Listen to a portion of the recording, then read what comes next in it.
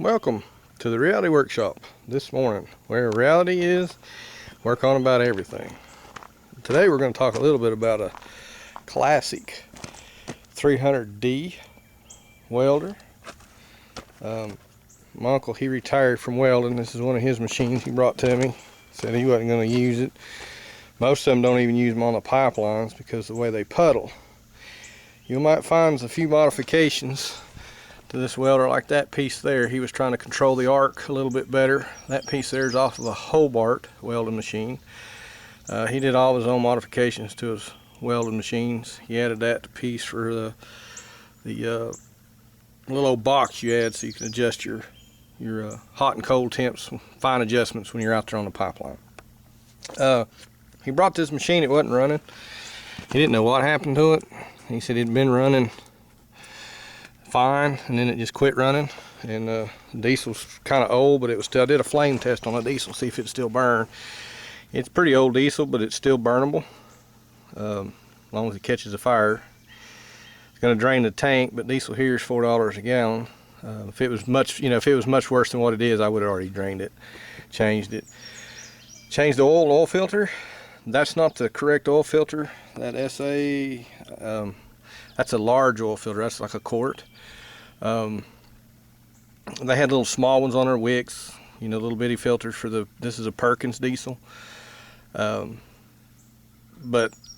you can, if you can find the threads and the right types, then you can change these filters. Now the problem you get into is your oil pressures. Some filters can change your oil pressures and mess your engines up, so it's not recommended that you do that. I've checked this one, it does pretty good. The fuel lines are dry rotted. I'm getting ready to change those. It's leaking fuel. I already changed this one just to get it to run. Changed my hose, a little bit bigger hose. I went out this morning to my parts store and got the right size hose. And I buy these clamps by the pack. If you buy them individually, they'll cost you a fortune. I still need to get to my fuel filter. I've taken it off and drained it, looked for water. I've changed this fuel filter, cleaned it up. This filter here, you bleed, that's your bleed screw. You tighten this back up, you turn your fuel on here, and you open that bleed screw and you watch this fill this, and then it comes out, and then you tighten it back up. That's how you bleed the air off that. Looks like it's doing a little bit of leaking itself. Might need to snug him back up some more. Change the air filter. Up in there's the air filter. That's a Donaldson. Good air cleaner systems. Still need to order one to get it. I blowed it out. Now if you use air to blow out your air filters, use no more than 10 pounds of air. You'll blow a hole in that paper, and then you're sucking straight dirt, and people don't realize it. The other thing I done was I changed the antifreeze. It's checking alkalinity levels, acidities. Okay, I use these. This is for coolant strips. It'll tell you how your freeze point and all that stuff. But here's where you're checking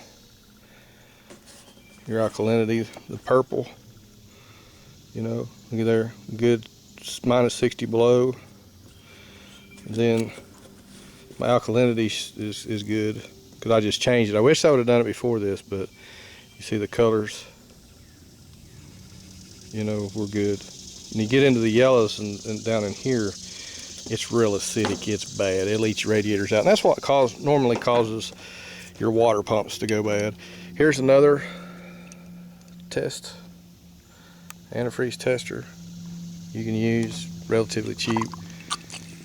But I use, we're off the chart. Most people's like, wow, it don't get 45 below zero in North Carolina. No, it don't. I just like to set them down.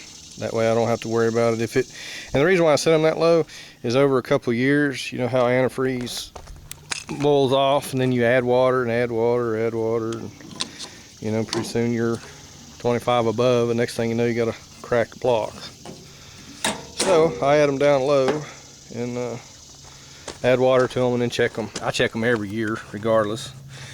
And I use conventional antifreeze, the green stuff. That 1 gallon makes 2 gallons. Everybody's been buying 50-50. You know, 50 RE premix are paying big money for that, and you know, that's just the way I am. I like to get my money's worth.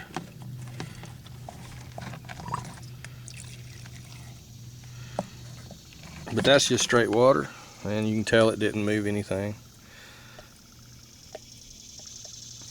But I always rinse them out anyhow, so they'll still be good next year. I just do that for fun and giggles. Test strips work really good, but it's always nice to have a backup. Makes me feel better when I can sleep at night. So that's why I use 2 strips.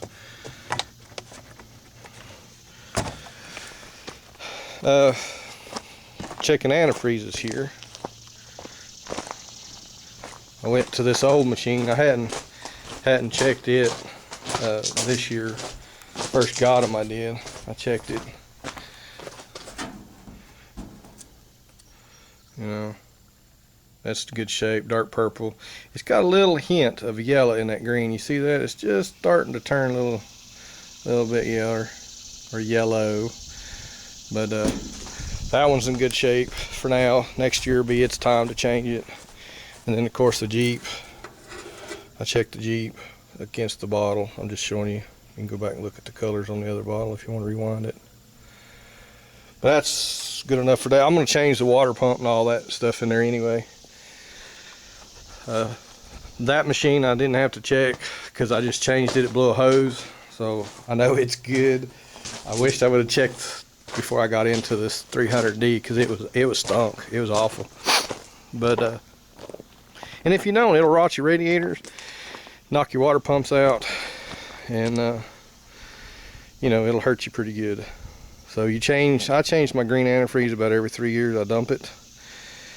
The antifreeze that's in that car, it's got that 100,000 or 150,000 miles or 5 years, which is fine. And I flushed that. I had it took it in and had it done. You have to burp those. That's a whole nother video. These old machines here, and this is pretty typical for anything like the Nova. If you run the green antifreeze, you know, welding machines, if you have a motorcycle that runs coolant, you know, pretty much everything we're doing here can translate into automobiles, into the tractor. You know, the tractor, we get it done, same thing. But we're about ready to try to weld with this machine. Got it running. I just need to change them leaky fuel lines so it don't catch fire, and clean that up. It holds about 2 gallons of oil. It's a Perkins. For what I'm going to do with him, it'll be fine. It did have a electrical fire at one time inside, and the factory rewired it, sent it back. But he runs good. I ran him yesterday a little bit just to make him sound off. And anyhow, I'm going to get in here and change these fuel lines and clean this mess up here, and we'll be back shortly.